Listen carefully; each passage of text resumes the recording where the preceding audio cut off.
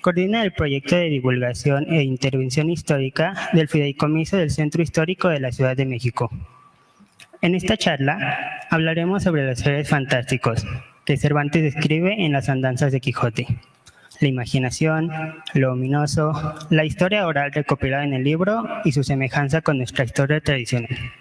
Muchas gracias por acompañarnos en Cátedra Cervantina UG 2023. Les doy el uso de la palabra.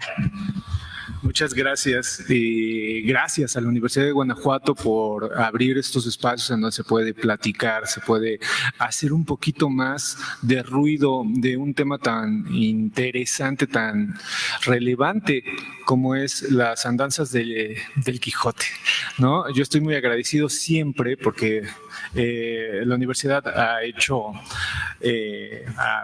me ha hecho el favor de invitarme en varias ocasiones y bueno, pues yo no tengo con qué pagar tanto cariño.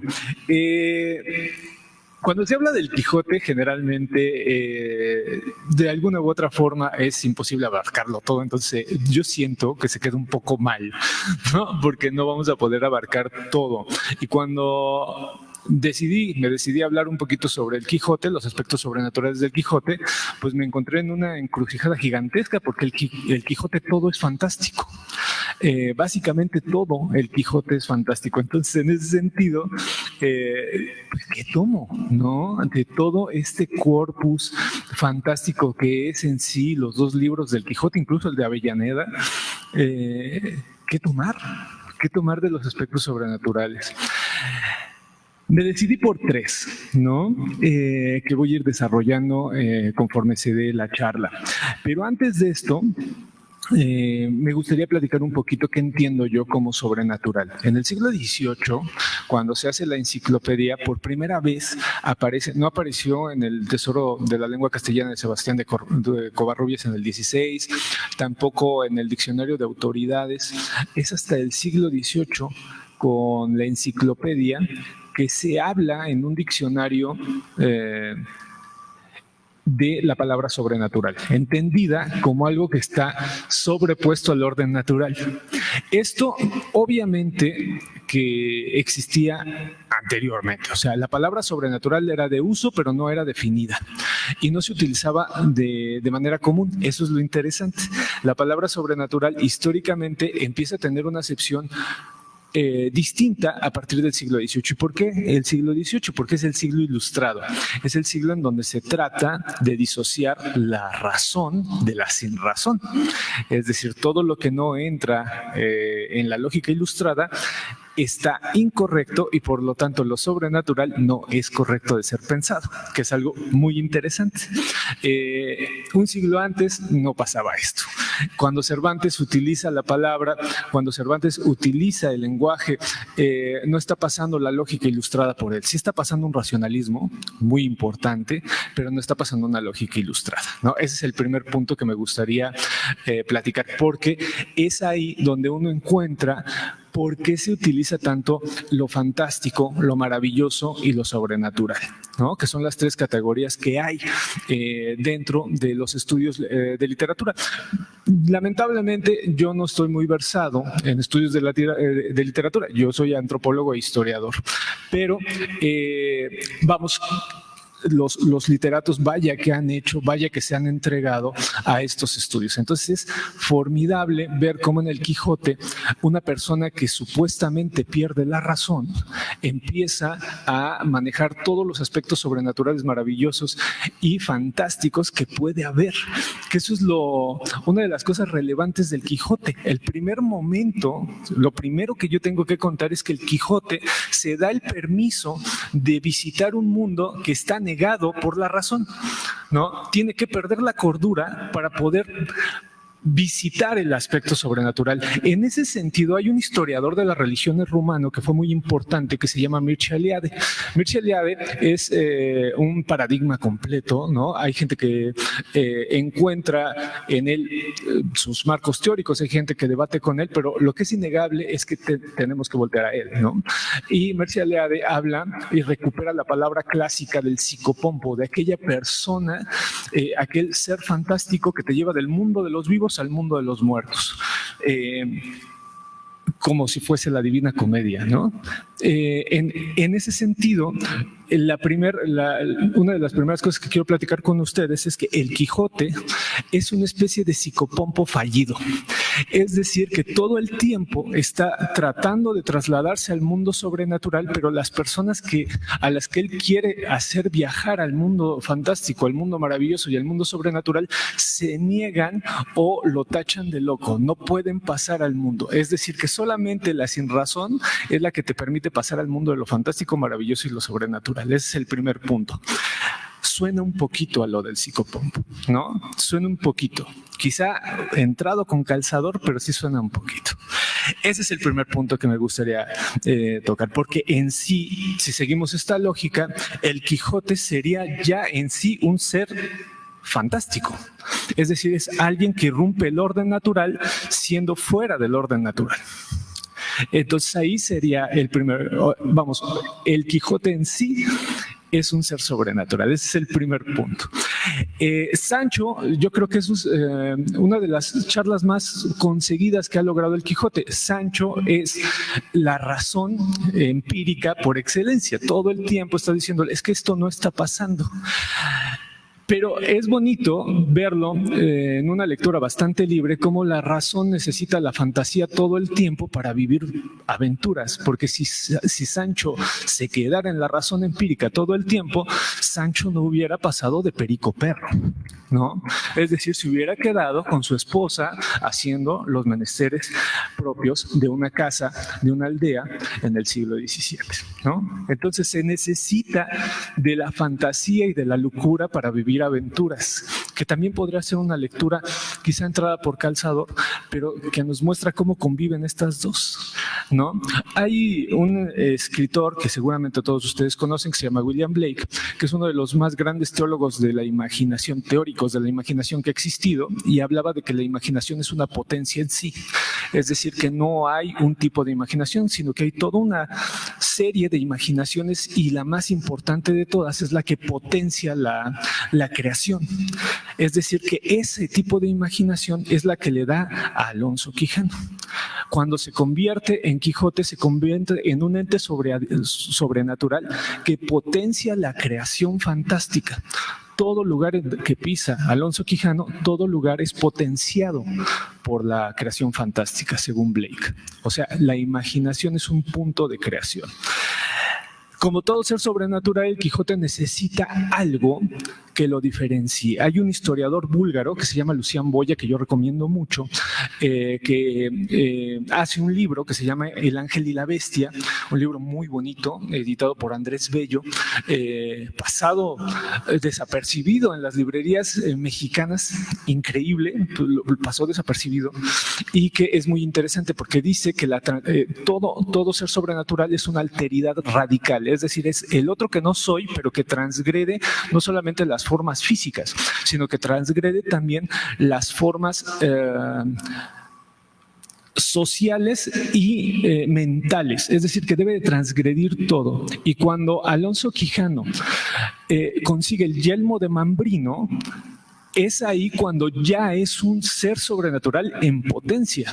Dejen ustedes que la discusión entre si es el artefacto del barbero o no es el artefacto del barbero, el yelmo en sí lo convierte en un ser sobrenatural en ese momento, ¿no? Es una lectura muy libre la que estoy haciendo porque yo vine a charlar sobre esto, ¿no? Pero es lo que yo veo, ¿no? Digo, bueno, en este sentido el yelmo de Mambrino le otorga, recordemos que el yelmo de Mambrino lo que lo hace es invencible, supuestamente lo hace invencible, ¿no? Y eso es muy bello porque el Quijote es uno de los más adorables perdedores de la historia, ¿no? Todo el tiempo está perdiendo.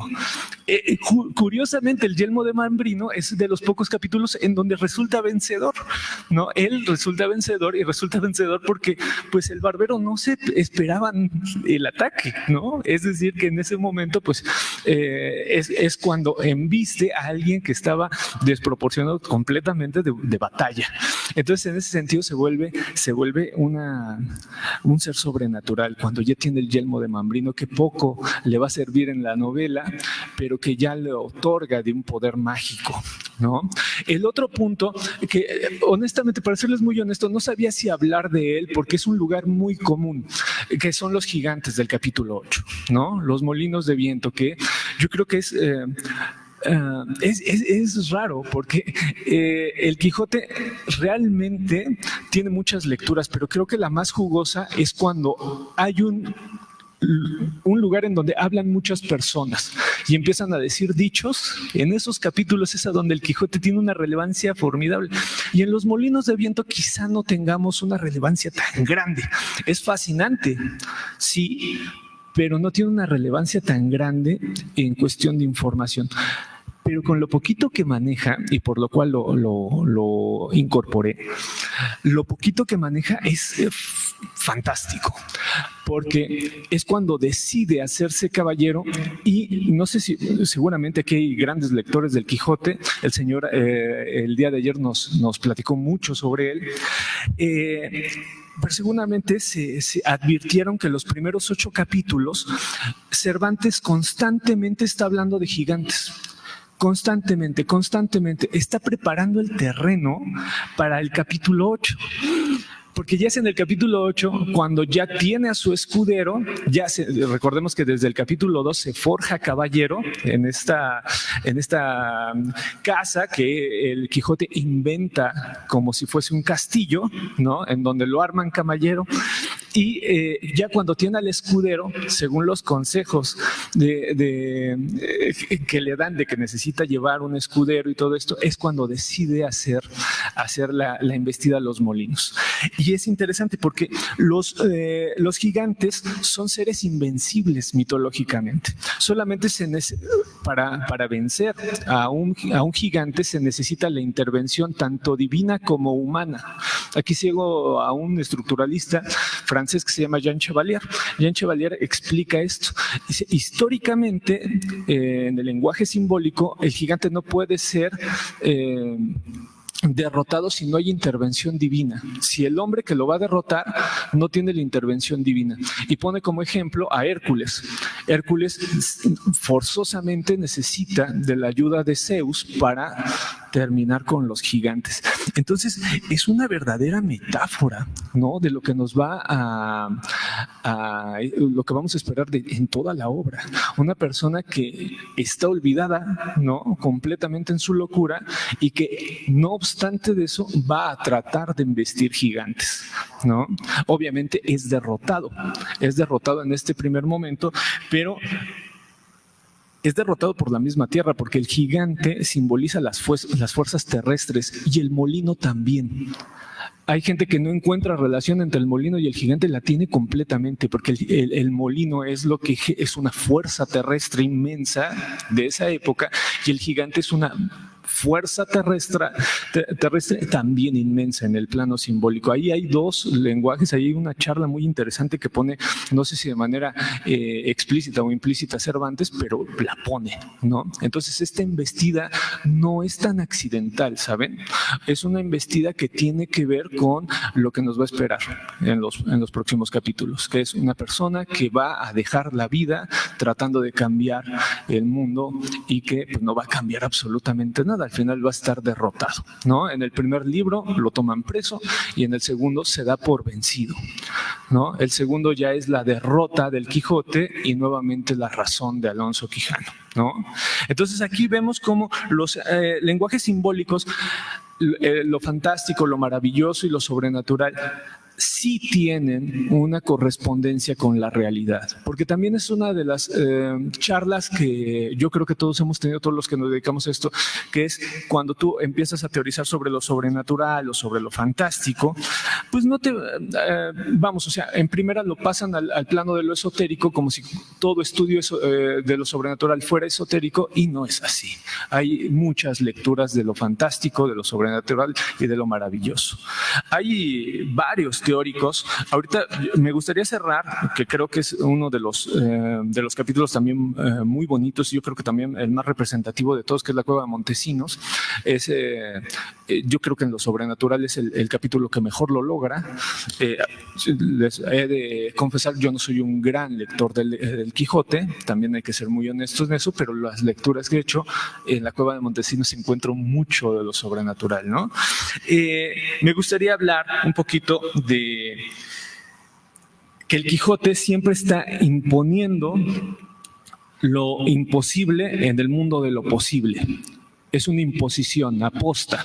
Todo el tiempo está peleando en esto, ¿no? Es lo fantástico en el mundo real.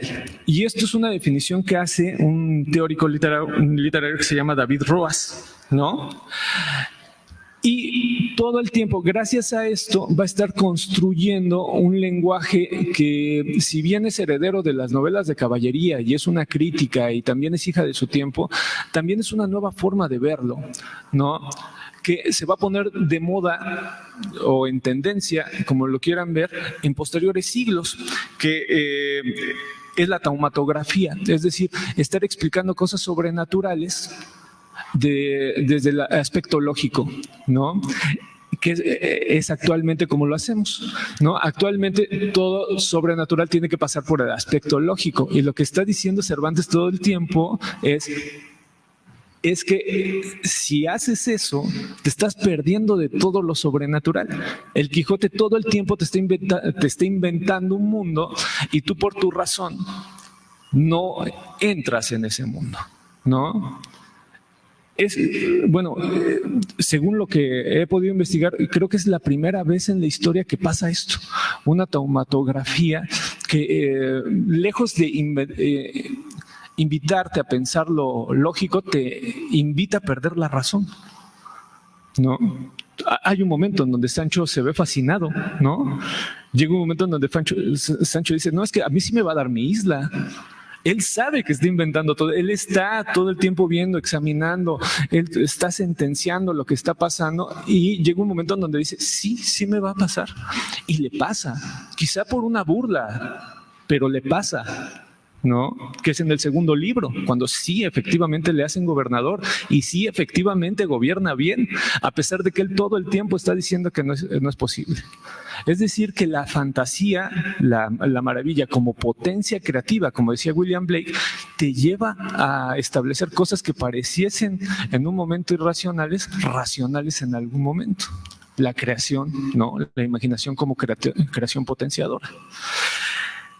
Ahora, lo sobrenatural es aquello que no existe en el mundo real. O si existe, no puede ser explicado con términos reales, ¿no? Por ejemplo, la ciencia ficción. La ciencia ficción se pone en lo que existe e inventa ficciones que no pueden ser posibles, pero parte de lo que existe para inventar las ficciones, ¿no? Eso sería sobrenatural. Lo maravilloso es cuando está el plano completo, pasan cosas maravillosas en un lugar fantástico, eso sería lo maravilloso, ¿no? Y lo fantástico es cuando en la realidad se impone el orden sobrenatural. Aposta lo ponen. Entonces estamos aquí ante una obra que, insisto, en la lectura que le estoy dando, invita a perder la razón todo el tiempo. Hay gente que me gustó mucho estar preparando esta charla con ustedes, porque decían que Alonso Quijano no perdió la razón completamente, ¿no? Sino que él todo el tiempo se forzó a perder la razón, y que es en la Cueva de Montesinos el primer momento en donde él se da cuenta de que probablemente lo que está viviendo no existe, ¿no? Y es rarísimo esta forma de establecerlo, porque es en el sueño, es en el mundo onírico, en donde pasa todo lo sobrenatural, todo lo imaginativo y todo lo fantástico, donde Alonso Quijano se da cuenta de que quizá no está viviendo lo que está viviendo. Eso es una genialidad por donde lo vean, porque el mundo se voltea con Alonso Quijano. O sea, el Quijote es un eterno carnaval, todo el tiempo el mundo está de cabeza. Y es en ese momento, en el momento onírico, en el momento en donde lo fantástico puede ser posible, en donde le pasa lo contrario, ¿no? La cueva de Montesinos es un paradigma muy, muy estudiado, que son las cuevas de las maravillas. Las cuevas de las maravillas son estos lugares en donde siempre cuesta trabajo salir, ¿no? En las tradiciones orales generalmente hay un daimón, un demon, un genius luci, y está dentro, no te deja salir, el tiempo cambia. Eso es fantástico. En este capítulo, que si mal no recuerdo, aquí hay muchos buenos lectores del Quijote, si mal no recuerdo, estoy abusando de mi memoria, es en el capítulo 22, la cueva de Montesinos, donde él, cuando baja, lo sacan dormido, que eso también está muy interesante, ahorita voy a platicar. Y cuando lo sacan, lo primero que dice el Quijote es que pasaron 3 días. En él pasaron 3 días. Y si mal no recuerdo es el primo y Sancho el que le dicen, no, pasaron 3 horas, ¿no? Y Sancho creo que es el que dice, no, y fue como media, si me apresuras fue como media hora, ¿no? Eso es muy común en la Cueva de las Maravillas. Hay muchos relatos en la oralidad en donde entran a la Cueva de las Maravillas y cuando entran salen años después.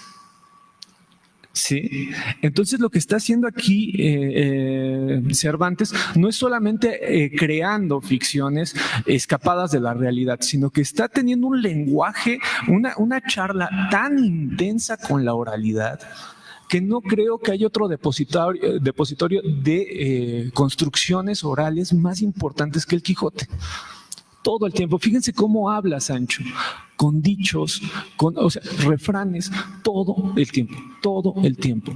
Y los episodios de la Cueva de Montesinos es la oralidad llevada a su máxima expresión, porque son las cuevas de las maravillas. Hay gente que hace la lectura y que, por ejemplo, dice, es la entrada al mundo, al vientre materno, ¿no? La gente que es una lectora psicológica, que también está muy interesante, porque dicen, cuando entra el Quijote, está volviendo al vientre materno.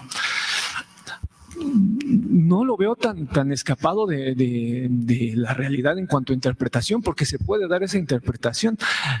Sin embargo, creo que en el lenguaje que está conjeturando los Cervantes está hablando desde la oralidad. Está hablando, por ejemplo, de la cueva de Salamanca, en donde había un nigromante y que si mal no recuerdo también, gracias hermano, surge en la Galatea. También habla de este tipo de cuevas en donde va a entrar, ¿no? Y que va a haber un nigromante y le va a enseñar. Que también tiene que ver un poco con los eremitas. Los eremitas también tenían este tipo de condicionantes, ¿no? Tenían que volver a la cueva. Se le llama arquetipo. En historia es muy complicado utilizar la categoría teórica de arquetipo porque como es ahistórico y todo en la historia debe tener un dónde y cuándo, siempre hay un problema, ¿no? Ahí dices, bueno, es que no puedes utilizar lo arquetípico. Yo creo que sí, tomando en cuenta el dónde y cuándo, ¿no? Es una imagen que está recurrente en toda la literatura, en todos los cuentos, en todas las historias de la humanidad. La cueva sí, pero cómo la vives es distinto. Y en cómo vive el Quijote la cueva no refiere tanto al vientre materno. Lo que está viviendo es un sueño y en este sueño está haciendo una cueva de las maravillas. También tiene un poco... Quizá en una lectura también muy esforzada, pero que también estaría padre verla, también tiene un poco del mito de Eurídice y de Orfeo, los mitos órficos, porque él es el que baja al Hades, ¿no? Y encuentra a su amada. Y es la primera vez, si mal no recuerdo, que ve a una Dulcinea desalineada, ve a una Dulcinea que no es el ideal de mujer que le habían puesto las novelas de caballería. Es decir, que hay un desencanto en el sueño y en ese desencanto hay mucha culpa de Sancho. Sancho se siente culpable porque él un capítulo antes provocó, ¿no?, esta situación de que el Quijote viera en una campesina, ¿no? No está pasando. Perdón, vengo de la Ciudad de México y todo sonido contundente que se emite por parte de una campana significa sismo. Es que como, si acá cualquier cosita, perdonen ustedes. Entonces, Ven, por ejemplo, como aquí en mi debraye de que estaba temblando, no estaba temblando. Es mi imaginación potenciadora la que hizo que temblara en Guanajuato. Pero bueno, ¿qué mentira les estaba diciendo? Ah, sí, de la cueva, ¿no? Bueno, esta situación de la cueva de Montesinos yo creo que es el capítulo más bonito. Y también cuando se vuelven fantasmas, en el último, cuando el cura y el barbero, el maese, se vuelven fantasmas gorditos, ¿no? Que dicen, es que tienen carnes, este fantasma y huele feo, ¿no? Dicen, no creo que sean fantasmas, ¿no? Sancho está todo el tiempo diciendo, porque los fantasmas no pueden ser así, ¿no? Se voltea, pero la cueva de Montesinos yo creo que es el más logrado de todos los capítulos sobrenaturales que existen en el Quijote, ¿no? El Quijote en sí, insisto, es un ser sobrenatural, ya cuando lo embiste el yelmo de Mambrino. Pues, ¿qué nos invita el Quijote? Pues nos invita a pensar que esta disociación entre razón e imaginación es una verdadera pérdida de tiempo, ¿no? Estar todo el tiempo pensando en que los eventos sobrenaturales no pueden pasar porque estamos en una lógica ilustrada es perdernos a muchos Quijotes. Hay un término que yo acuñé, si no es que me lo robé, probablemente, es que pasa que lees tanto que piensas que tú inventaste las cosas. Un poquito quizá, ahorita que lo estoy pensando en voz alta, de Claude Lévi-Strauss. Claude Lévi-Strauss es un gran antropólogo, aunque ahorita ya hay muchos autores que debaten con él, pero que habla de la eficacia ritual. La eficacia ritual es, por ejemplo, cuando llevan a alguien y dicen, ¿sabes qué? Es que tengo espanto, estoy enfermo de espanto. Y van con el doctor y el doctor dice, es que el espanto no existe. Es lo que nos dan paracetamol. Bueno, allá en el DF siempre curan todo con paracetamol, ¿no? Tenemos así cantidades industriales de paracetamol para cuidar todo, ¿no? Y te dan paracetamol y pues obviamente el niño no cede. Y cuando vas con la persona, en el Distrito Federal son las hierberas, cuando vas con la hierbera te dice, yo te lo cuido, yo te lo curo, lo que tiene tu hijo es espanto. Entonces compran un montón de hierbas. Actualmente el pirul tiene una importancia, ¿no?, muy fuerte en estos rituales y efectivamente le curan. El niño, después de que hace el ritual, si quieren se los cuento, saquen cuaderno por favor porque lo apunten si algún día necesitan curar de espanto, ya tienen la receta. Hay aguas espirituosas, ¿no? Como el alcohol, que es vertido en el niño. Generalmente se escupe el alcohol, se les da una friega o se les escupe, deben de tapar al niño, deben de hacer esta limpia con pirul. Hay gente que agrega el huevo, puede o no, y se le grita 3 veces el nombre, ¿no? Para que el cuerpo regrese, ¿no? Para que la parte del espíritu que se fue regrese, ¿no?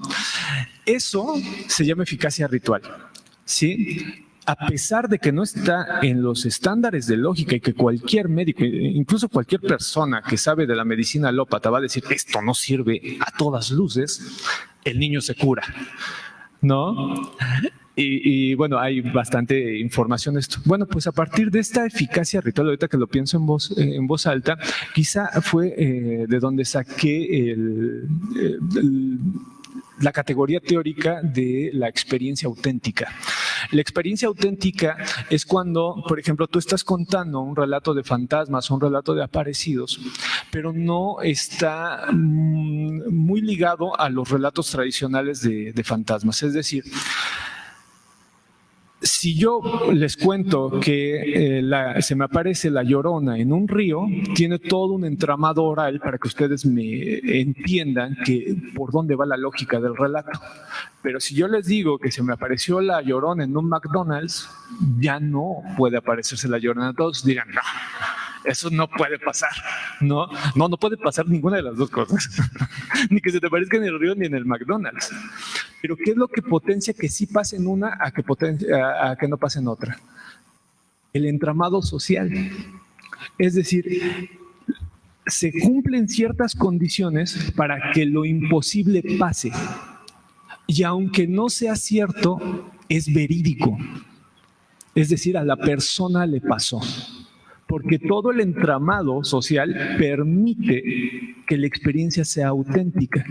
De ahí que el Quijote sea todo un entramado de experiencias auténticas en un mundo en donde no sería posible tener las experiencias que tiene el Quijote. En pocas palabras, el Quijote es una especie de extraterrestre que tiene una consecuencia de experiencias sobrenaturales en un mundo en donde no debiese pasar. Que tiene cierto diálogo, sí, Sancho todo el tiempo lo está regresando, y al regresarlo, es decir, lo entiende, o sea, y si se entiende es que puede pasar, pero no debiese pasar en la época que está pasando, es decir, que es un viajero en el tiempo, el Quijote es un viajero del siglo XII que llega al siglo XVII, empieza a pasar cosas que no debieran pasar en su siglo. Todas estas lecturas son muy interesantes porque después va a haber una serie de novelas, de historias, de películas que van a recuperar esta locura fascinante, este ser tan increíble que es el Quijote. Quizá mis pocas lecturas y poco conocimiento de cine que tengo, quizá el que lo logre mejor es Tim Burton y Big Fish.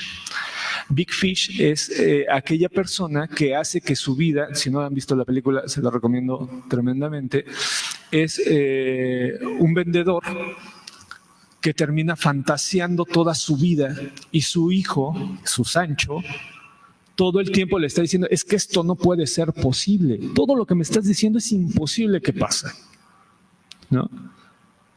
Es imposible, le responde Big Fish, porque tú quieres que sea imposible. Claro que es posible, ¿no? Y empiezan a explicar, ¿no? La historia del nacimiento del niño es la historia de un pez gigantesco en un lago pequeño que se puede leer de muchísimas maneras. Se puede leer como el vientre materno, se puede leer como el llamado a la aventura, si hacemos caso a Joseph Campbell, se puede leer de un montón de formas. Pero es una experiencia auténtica en el sentido de que el que la está narrando no puede concebir que no haya pasado. Otra experiencia auténtica, quizá la más natural y que está relacionada con el sueño de la cueva de Montesinos, es la experiencia cercana a la muerte. En la experiencia cercana a la muerte, término acuñado en los años 70, porque no había una forma de explicarlo, es hasta 1970 cuando empiezan. El trabajo más importante es el de Pim van Lommel, un cardiólogo, jefe de cardiología de un hospital en Holanda, que se toma la tarea de ver cómo las experiencias cercanas a la muerte generan narrativas y que esas narrativas tienen correspondencias, ¿no? Que es un trabajo formidable, se llama Vida después de la muerte. No se vayan con el título, el trabajo es muy bueno. Es la experiencia auténtica en su forma más natural. Alguien que pierde la vida y empieza a ver un pasaje, empieza a ver un bosque, empieza a ver cosas increíbles, familiares, y de repente lo vuelven al mundo de lo real. Y cuando todos vuelven al mundo de lo real, tratan de explicar lo que vivieron y nadie les cree. Es decir, que en ellos, en un momento muy breve, hay un Quijote. ¿No? Es una experiencia auténtica, real, que no puede ser explicada. Ahora, obviamente, en este punto hay gente que dice, bueno, pues es que lo están viviendo momentos antes de la muerte. Hay una preparación del cuerpo, no es después, sino que es antes de la muerte.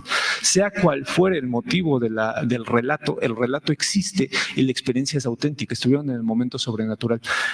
El Quijote todo el tiempo está en el mundo fantástico, todo el tiempo está en el mundo sobrenatural. Y estos tres ejemplos, el yelmo de Mambrino, que es cuando se le embiste como ser sobrenatural, los gigantes, que son molinos, que es el momento en donde él pelea una pelea que nunca va a ganar, y la cueva de Montesinos, que es a donde se vierte el orden y en el mundo onírico ocurre lo real, son ejemplos de que el Quijote es a todas luces un libro imposible de explicar en un solo sentido.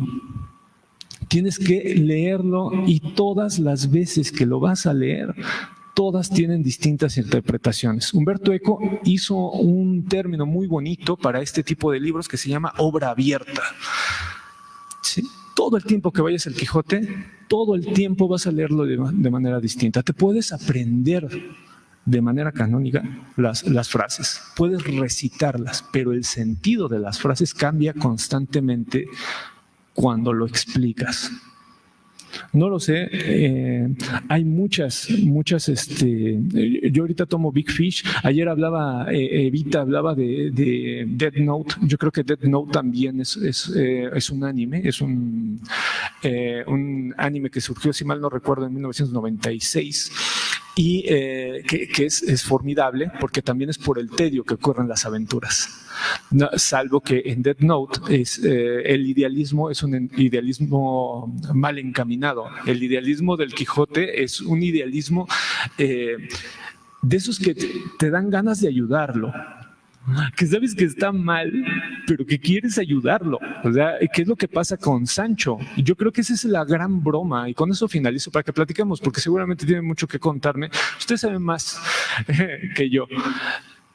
El Quijote inventa, la gran broma de Cervantes es que en algún momento de la obra no conozco a alguna persona que no sea Sancho.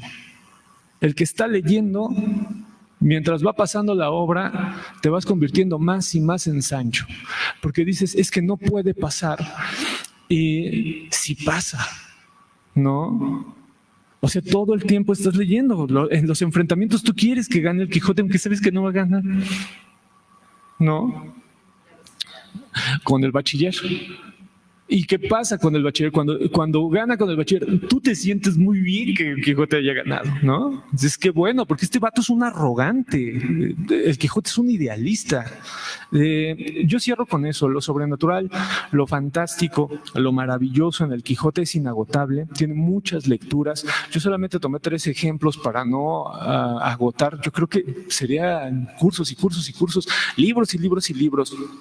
Que nos llevaría de manera colectiva, no solamente yo platicando, seguramente todas las personas con las que se generaría esta charla tendrían cosas muy interesantes que aportar, pero en esos 3 puntos yo quiero fijar que en algún momento se ha dicho que el Quijote ya no es una lectura vigente, ¿no? He de confesar que en algún momento de mi vida yo pensaba que leer el Quijote, leer un libro de hace 5 siglos a niños, está muy, muy difícil, está muy forzado, pero es que lo lees y te das cuenta que tiene una vigencia tremenda, te hace reír, te hace sentir mal por reírte del Quijote, ¿no? Pero tiene una vigencia tremenda.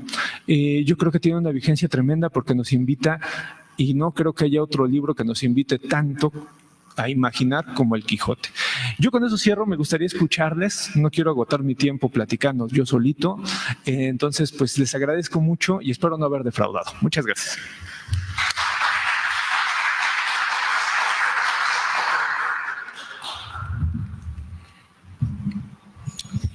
Sí, abriremos una pequeña sección de preguntas y respuestas por si alguien tiene alguna pregunta que hacer. Hola, doctor Chuy. Te saluda Martín. Soy profe aquí del Departamento de Derecho y qué gusto, y un asiduo seguidor del Sensacional de Historia. Muchas gracias. Qué gusto tenerte en la Universidad de Guanajuato. Estamos aquí en la escuela, es la División de Derecho, Política y Gobierno. Para nosotros un capítulo particularmente significativo del Quijote es donde nombran a Sancho gobernador de la ínsula, ¿no? Sí. Quisiera preguntarte... Bueno, y también lo nombran gobernador sobre un escenario imaginario, ¿no? Y Sancho empieza a impartir justicia desde la propia virtud. ¿Cómo para ti hay esa relación? No sé si sea necesaria o tal vez no, si sobre un escenario no necesariamente sobrenatural, sino basado en la imaginación, es probable que salga a la luz la virtud humana o por el contrario, la no virtud, ¿no? ¿Tú cómo lo ves, Martín? Oye, muchas gracias por la pregunta. ¿Tú cómo lo ves? Yo te voy a decir lo mío, pero me gustaría escucharte a ti, ¿va? Ahí nos echamos una pelotita. Pues yo creo que sí, que es la virtud, ¿no? Es que hay virtud, pero ¿sabes por qué? Porque es asesorado por la imaginación. Recuerda que el Quijote le deja escrito a Sancho más o menos cómo debe gobernar. O sea, es bonita esa lectura porque todo el tiempo Cervantes, en esta lectura que estoy haciendo, yo insisto mucho en esto, hay múltiples lecturas del Quijote, múltiples, todas pueden ser muy buenas, pueden tener una gran profundidad, pueden tener una profundidad muy corta, pero no hay ninguna equivocada, ¿vale? En esta lectura que estoy haciendo, pareciera que Cervantes todo el tiempo te está diciendo, sin imaginación no hay creación de voluntades, ni hay creación en la vida real, ¿eh? Y el Quijote, antes de que pase eso, le deja apuntado, mira, haz esto, yo te aconsejo esto para que pase. Y llega un momento en donde es buen gobernador. O sea, lo más interesante de todo es que todos los capítulos, o sea, toda la primera parte, Sancho se autodefine como alguien que no tiene en sí nada de conocimiento y es un cúmulo de conocimientos orales, un cúmulo, todo el tiempo está refaraneando, todo el tiempo está diciendo dichos, todo el tiempo está hablando de comida, todo el tiempo te está dando, o sea, es un cúmulo de sabiduría negada hasta que llega la potencia de la imaginación y le dicen, no, tú puedes ser, incluso, ¿no? Cuando es este capítulo también muy bonito, que a Evita le gusta mucho, en donde se hace una poción el Quijote, ¿no? Y Sancho le pide la poción y Sancho se está muriendo del dolor de panza y al Quijote no le había pasado nada, ¿no? Y le dice el Quijote muy inteligente, es que solo es para caballeros. Es una belleza, porque también lo invita a ser caballero, ¿no? De cierta manera, Sancho no solamente se queda en esta idea de la competencia, o sea, no es una competencia, sino es un acompañamiento constante. Entonces, la imaginación, yo creo que en ese mundo idílico de la ínsula, Sancho nunca deja de imaginar y siempre está el referente de la potencialidad creadora del Quijote. Sancho nunca deja, es más, Sancho en la cueva de Montesinos entra en conflicto porque sabe que le hizo daño al Quijote. Cuando le enseña a la campesina, él sabe que aposta lo está lastimando. Y cuando pierde la voluntad, es decir, que cuando el Quijote se vuelve Alonso Quijano, es decir, que pierde la voluntad, el más herido de todos es Sancho. Se le murió su carnal. O sea, es desgarrador en ese sentido. Sí, o sea, sí hace una buena impartición de la justicia porque nunca deja de fantasear. Esa es mi forma de ver. Pero a ver, dime tú. No, gracias, estoy de acuerdo. Sí, nos deja Sancho un auténtico tratado de la impartición de justicia en ese capítulo y me hace pensar a lo largo de la historia política y jurídica cuántas veces no ha sido así, ¿no? Pienso, qué sé yo, en Maquiavelo, con el príncipe nunca fue gobernante y sin embargo dejó un tratado en el que le enseñaba a un gobernante cómo gobernar, ¿no? Cómo no perder el poder. ¿Cuántas veces eso no se ha repetido en la historia política? Cómo crear teorías, entramados aplicables a la realidad y estudiados en tiempos modernos que parten de la imaginación justamente. Claro, y no solamente no gobernó, le está hablando a Fernando de Aragón. O sea, Maquiavelo le está hablando a un príncipe en específico, le está diciendo, mira, tienes que hacer esto tú. Oye, Martín, ¿verdad? Haz radio. Tienes una gran voz. ¿A poco no? Yo lo escuché y me pusiste chinito. Tienes una gran voz, Martín. No, pues muchas gracias. Gracias, estuvo padre. No sé si alguien más quiera contarnos algo. Muchísimas gracias. Oigan, yo le pido un aplauso porque Martín se rifó. Muy, muy padre. Muy bien. No sé si alguien más. ¿Qué tal? Perdón, yo llegué a la mitad de tu presentación, pero evidentemente me fascinó el conjunto de ideas que escuché. Pero fíjate que hay una cosa que me puso a reflexionar en tu intervención, que es el tema de la locura vista desde la perspectiva de Cervantes, desde la época de Cervantes, y la locura y digamos la enfermedad mental en general vista bajo la perspectiva de nosotros hoy en el mundo moderno, donde precisamente en los últimos tal vez 50, 60 años se ha hecho mucha investigación sobre el tema, se ha atendido mucho el asunto de qué significa neuronalmente, neurológicamente el tema de la locura, lo que antes conocíamos como la locura senil o la demencia senil, y que ahora se ha complejizado con temas como el Alzheimer y todo esto, ¿no? En donde hay se ha descubierto que hay una desconexión absoluta de la persona en relación con sus propios referentes y los referentes de su entorno, y que provocan una suerte de, digamos, desorientación, por decirlo sutilmente, que genera evidentemente mucha angustia y que hoy en nuestros días se ha vuelto un verdadero problema a nivel, digamos, de salud pública, ¿no? Perdón por el contexto tan grande que estoy dando. Es formidable. Pero lo que tú dices tiene mucho que ver con esto y quiero escuchar tu opinión acerca del Quijote visto, digamos, como un tema de demencia, como desde una perspectiva como muy ingenua, y eso no quiere decir nada valorativo, sino simplemente calificativo, en donde evidentemente no se conocía la complejidad del mundo, digamos, neuronal de la locura, ¿no? Yo pensaba un poco en cómo el tema del orden de las cosas tiene una implicación en la idea de la salud mental y en la idea de los referentes que nosotros hacemos de nuestro entorno. Sí.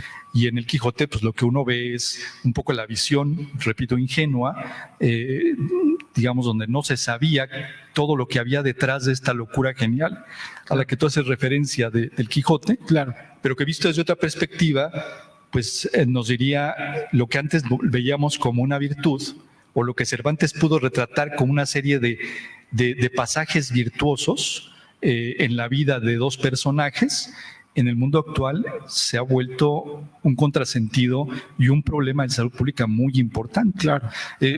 Perdón por mi referencia, estamos en el mundo ya donde no solamente la referencia bibliográfica es importante. Estaba yo pensando en una película que acabo de ver que se llama El Padre, con Anthony Hopkins, que habla justamente sobre el tema de la demencia y la locura en el mundo moderno, ¿no?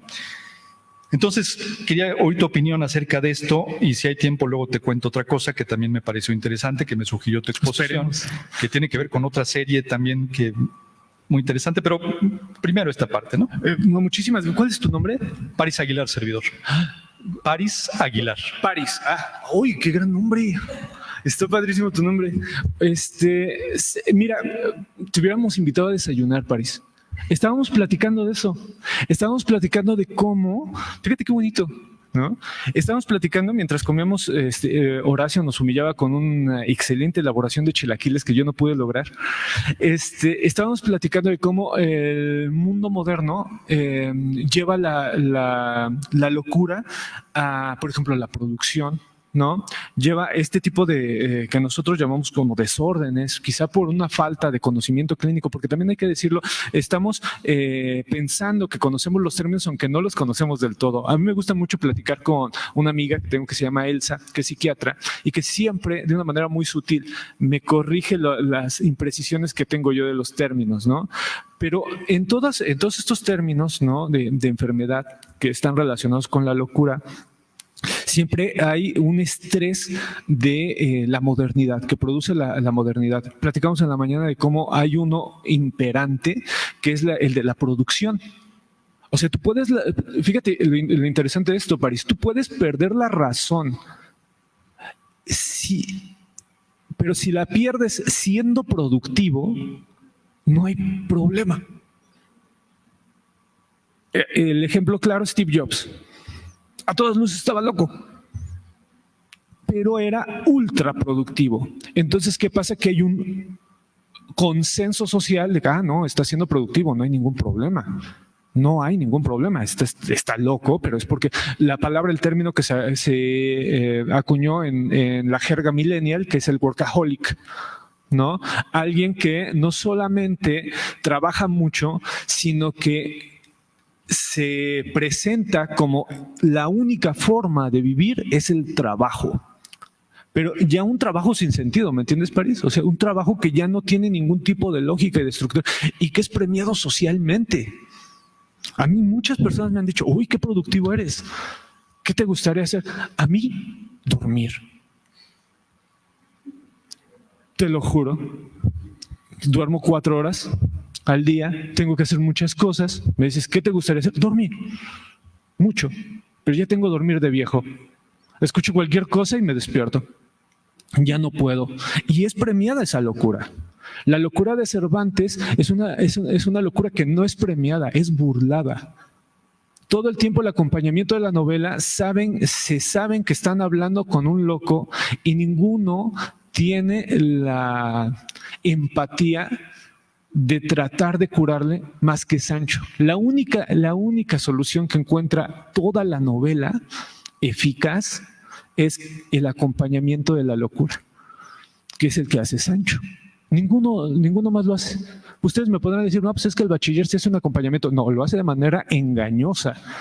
Trata de destruir al Quijote, eso es lo que trata. Primero como un ideal y después ya como venganza. Ya como, me venció, yo quiero destruirlo. El único que tiene la empatía necesaria para acompañar la locura es Sancho. Por eso también es entrañable Sancho. No sé si a ustedes les pasa justo en este capítulo que nos cuenta Martín, de que tú estás muy contento que se vuelva gobernador. Porque uno de los sueños de Sancho es decirle a su esposa que sí lo logró. O sea, ni siquiera le importa el dinero. O sea, lo que le importa es que la esposa diga, y creo que la esposa, si mal no recuerdo, la esposa sí llega a contar, ¿no? Que Sancho, ay, qué padre que Sancho se volvió gobernador, mi Sancho se volvió gobernador. La locura en el Quijote es acompañada. Acá pasa algo, París, que no lo toca de manera directa Norbert Elias, pero sí lo toca en un libro que se llama La soledad de los moribundos. Y es que hay un espacio especializado para volverte loco, que es el psiquiátrico. Ahí es a donde están los locos. Es el espacio en donde clínicamente, es decir, que limpiamente pueden convivir y decir sus locuras. Eso es a lo que lleva. Es muy complicado. Por ejemplo, yo que estudio constantemente relatos que pueden ser explicados desde el término de esquizofrenia, que es muy polifacético, te encuentras que no. O sea, no puede ser. Son experiencias auténticas. Realmente no entraría clínicamente, pero como la razón ilustrada te lleva hacia allá, pues dices, sí, esto tiene que ser esquizofrenia. Y hay unos en donde forzosamente tienes que abandonar la idea de potencialidad de Blake, que tienes que decir, no, es que ya la persona ya se está dañando, que es un poquito el segundo libro, ¿sabes? El segundo libro del Quijote ya es un momento en donde dicen, no, es que sí se está dañando. Que es cuando se le empiezan a cumplir todo, ¿no?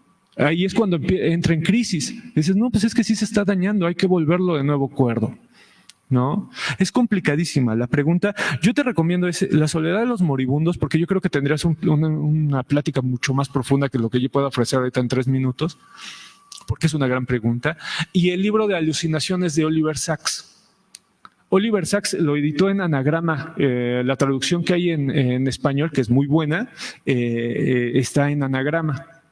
Es un libro en donde empiezan a tipificar todo el tipo de alucinaciones y la correspondencia social que tienen, que es a ti lo que te interesa, ¿no?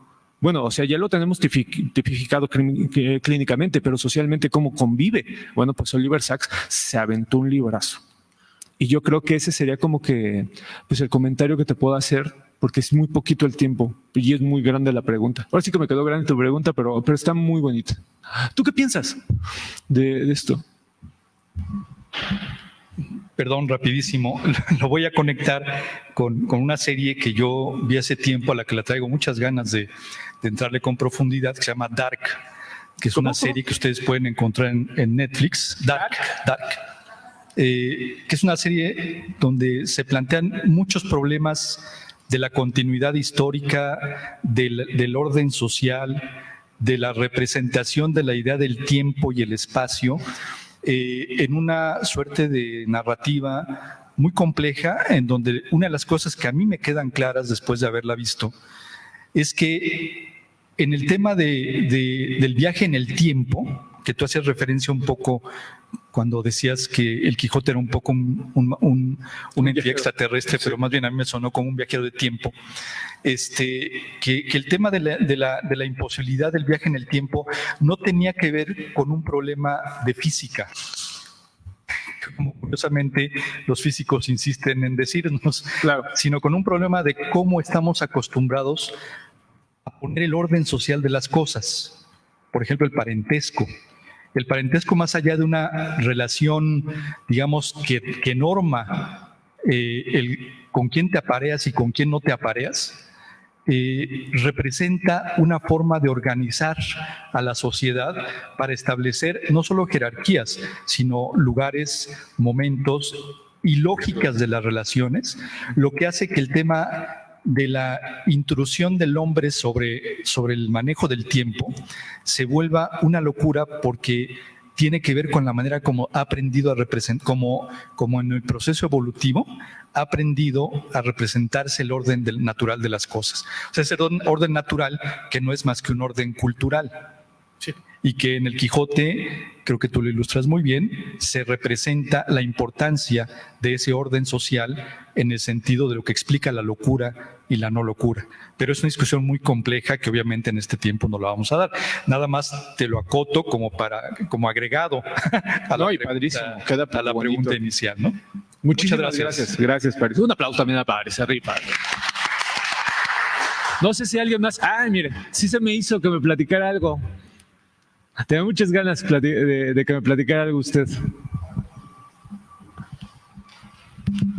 Bueno, yo quisiera hacer un par de comentarios. Primero, muchas gracias por este planteamiento tan interesante de lo sobrenatural.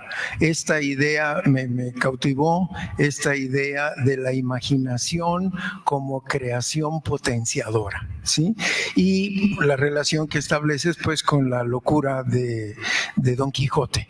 Yo quisiera comentar dos detalles pues que me llaman la atención. Primero, esa locura no aparece cuando Don Quijote se muestra como un erudito, conocedor de muchos temas.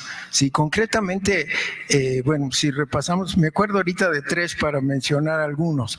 En el capítulo 11, cuando Don Quijote, en la reunión con los cabreros en la noche y comiendo las castañas, le viene a la mente el tema de la edad de oro.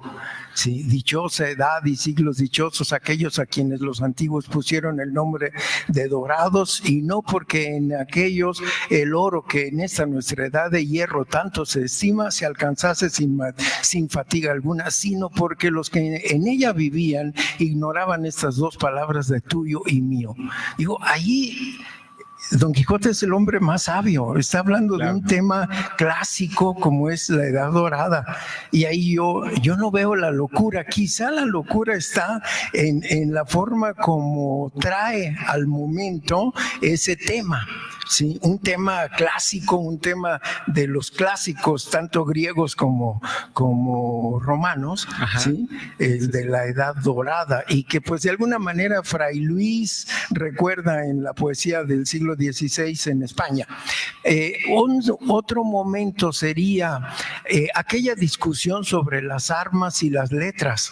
Es una discusión precisamente de alguien sumamente compenetrado de este tema tan discutido en la época y tan discutido todo el tiempo, ¿sí? El poder de las armas y el poder de las letras en la configuración cultural de un ser humano, ¿no? Creo que es otro momento en donde, pues, no sé, ¿cómo podríamos encontrar ahí locura? ¿Sí?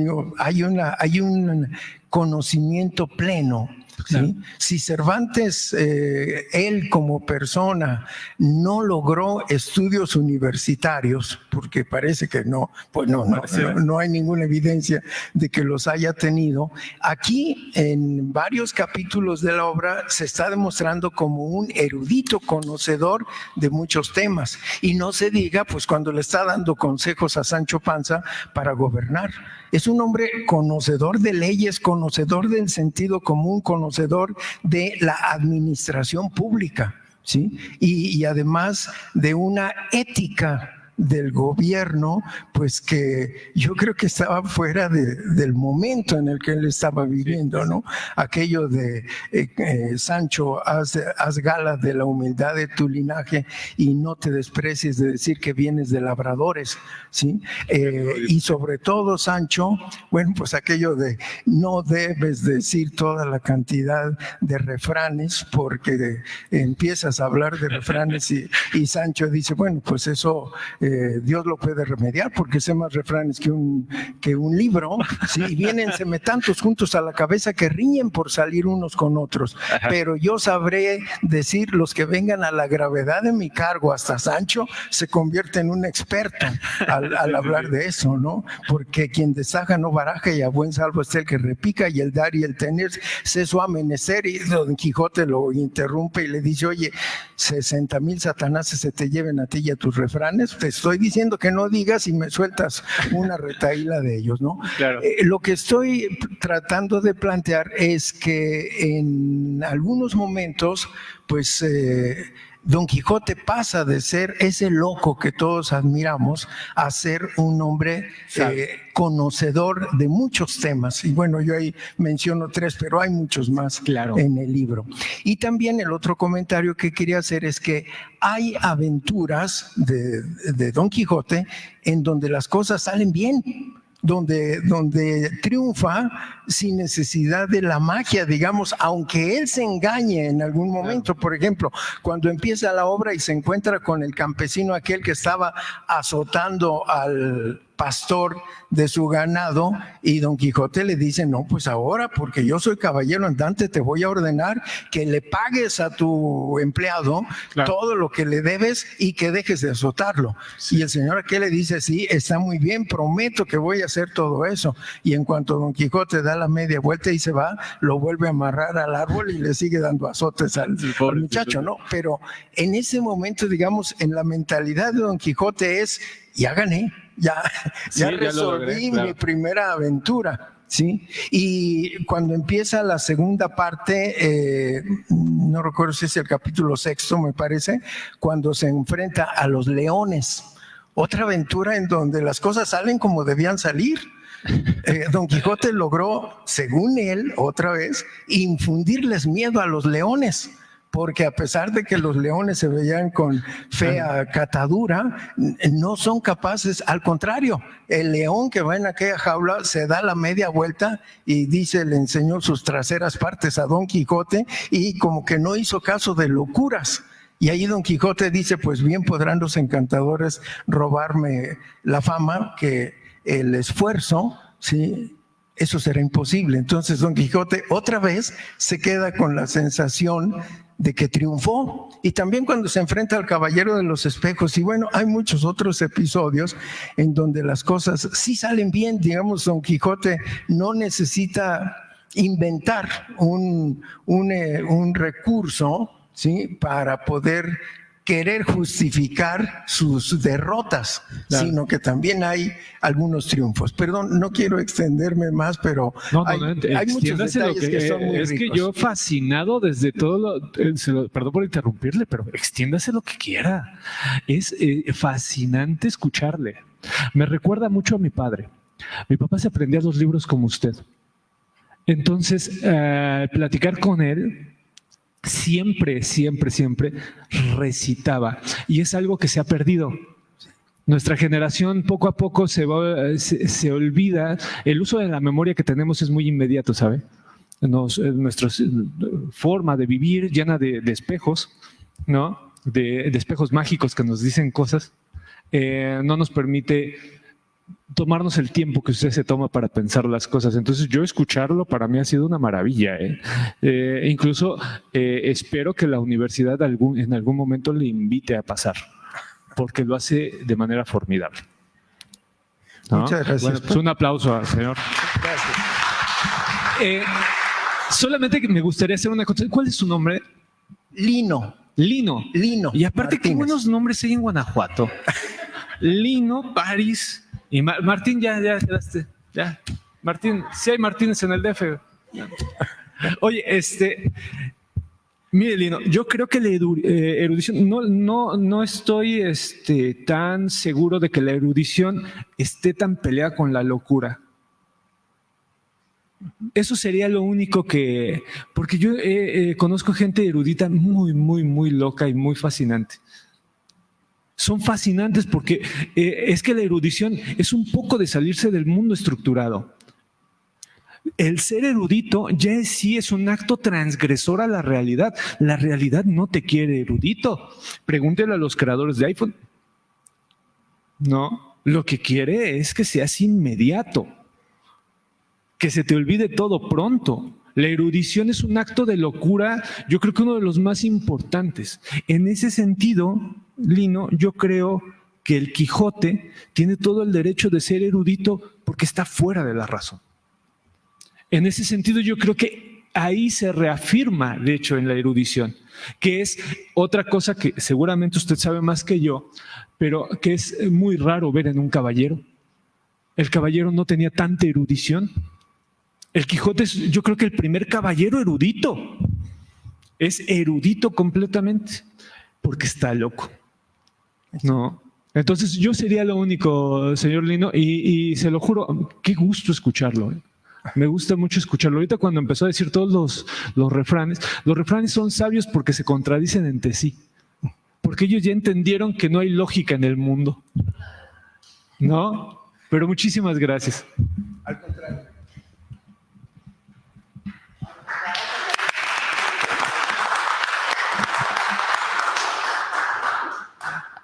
Pues muchas gracias por darme la palabra. Sé que creo que ya estamos en tiempo, ¿no? Pero la verdad es que escucharlos me llena de entusiasmo porque me surgen muchas cosas. Con respecto a la charla que nos diste, Jesús, me encanta que hayas hablado de la cueva de Montesinos, porque en efecto creo que muchas de las aventuras que vive Don Quijote están forzadas, ¿no? Está forzado cuando dice que son gigantes los molinos de viento y Sancho le dice, no, mire que son molinos, mire merced que esos son molinos de viento. Está forzado cuando todo lo que está viendo el yelmo de Mambrino es forzado, digamos. Pero la cueva de Montesinos, siguiendo tu lógica, es una experiencia auténtica porque ya hay un contexto mágico de entrada en la cueva de Montesinos. Y es como la única o la aventura más importante en cuestión de lo sobrenatural porque hay una experiencia auténtica, es decir, hay todo un contexto que por sí mismo invita a que sucedan cosas mágicas. Don Quijote se adentra a un mundo mágico, sale del mundo ordinario y entra a un mundo extraordinario cuando desciende a los infiernos, ¿no? Es también un ritual iniciático y tiene una revelación ahí en ese sueño que tiene, en el mundo onírico. Entonces, esa parte creo que me pareció muy atinada, ¿no? Que la hayas retomado y me encantó. En cuestión yo quería comentar lo que Martín preguntaba, a mí me parece muy interesante. Te comparto, Martín, que yo estoy haciendo una tesis sobre libertinos en el siglo XVIII, ¿no? El libertinaje, y pues como me interesa mucho la transgresión, me interesan mucho las leyes, ¿no? O sea, no se puede entender a la transgresión sin el mundo normativo. Y inventé una categoría ahí para explicarme un poco este asunto de la transgresión, que creo que tiene mucho que ver con lo que decías, que es el imaginario jurídico, ¿no? ¿Y qué quiero decir con imaginario jurídico? Que desde el punto de vista antropológico, todas las leyes tienen una base imaginaria, ¿no? Cuando hablamos de virtud y de vicio, ya hay una base de imaginario que dice qué es la virtud y qué es el vicio, ¿no? Y todas las leyes, a su vez, que parten de este imaginario para crear leyes, para decir qué es lo bueno, qué es lo malo, qué está bien, qué está mal, qué está prohibido, qué está permitido. El primer imaginario del que parten es el religioso, ¿no? Hay una mitología religiosa a partir de la cual estructuran y le dan sentido al mundo y dicen qué está bien, qué está mal. Entonces, claro que Cervantes, que todo el tiempo está jugando en los límites entre la ficción y la realidad, no se le puede escapar que la realidad jurídica nazca de un imaginario, de una imaginación. Y eso también es formidable y maravilloso y no me deja de sorprender como a ti ni de maravillar. Entonces, me pareció fascinante lo que, pues, que lo trajeras a colación, ¿no? Y con respecto a lo que mencionaba el señor, que también me parece bien interesante, y perdón, es que todo esto me parece como que yo también quería comentarlo, es que la melancolía, ayer hablaba yo de la melancolía, el melancólico decía yo que había todo, en la época había todo un imaginario en torno a quién era como propenso a tener melancolía, y los intelectuales son propensos a desarrollar melancolía. Y la melancolía es toma como presa siempre a los intelectuales. Entonces, por eso Don Quijote es un erudito, como dice Jesús, que me fascinó lo que dijiste, ¿no, Jesús? Desde que es erudito es loco, ¿no? Es un erudito elocuente y sabio. Y por eso esa también es la contradicción que muestra Cervantes. Este loco es sabio, ¿no? Pues nada más, perdón. No, padrísimo. También un aplauso a la Evita. Siempre es bien rifada. Sí, súper interesante. Yo creo que Evita, pues justo como ha estudiado mucho lo que es la melancolía y la locura, pues tiene esta profundidad, ¿no? De poder tener mucho más matices, ¿no? En la cuestión de qué representa ser loco para el Quijote. Yo me quedo, honestamente, ¿no? Hay que ser muy honestos, yo me quedo en una lectura muy cortita. De hecho, la establecí así. En primera, porque leer el Quijote nos llevaría una vida.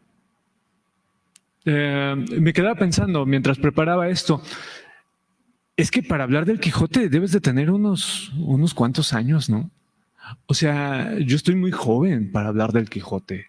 O sea, creo que la lectura constante del Quijote te permite tener profundidades. Entonces, pues hago una lectura cortita correspondiente a mi edad, porque no puedo ir más allá. Y Eva, en este sentido de la locura, pues ha leído bastante. Lleva creo que 20 años leyendo sobre la locura del Quijote, entonces yo siento que ella sí ya puede hablar un poco más que yo, ¿no?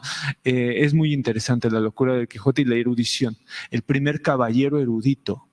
Es bonito porque no está peleado con el caballero de la triste figura, ¿no? Cuando Sancho le nombra como el caballero de la triste figura, pues no está tan mal establecido porque es un caballero erudito. Digan ustedes cuál otro hay así. Creo que no existen. Y creo que no se ha dicho, fíjense. No se ha dicho que, aparte de ser el caballero de los leones y el caballero de la triste figura, es ante todo el caballero erudito. Porque sabe de todo, sabe lo que va a pasar, sabe cuándo va a pasar, establece lo que va a pasar. Todos se vuelven parte de la locura del Quijote cuando el Quijote quiere que se vuelvan parte de él. Y eso es lo padre de Cervantes. Bueno, no sé si haya alguno, gracias guapa, como siempre, no sé si haya otra pregunta o ya terminamos, como ustedes me digan. Ok. Agradecemos al doctor Jesús Campos por su participación en la Cátedra Cervantina UG 2023. Muchas gracias. No, gracias.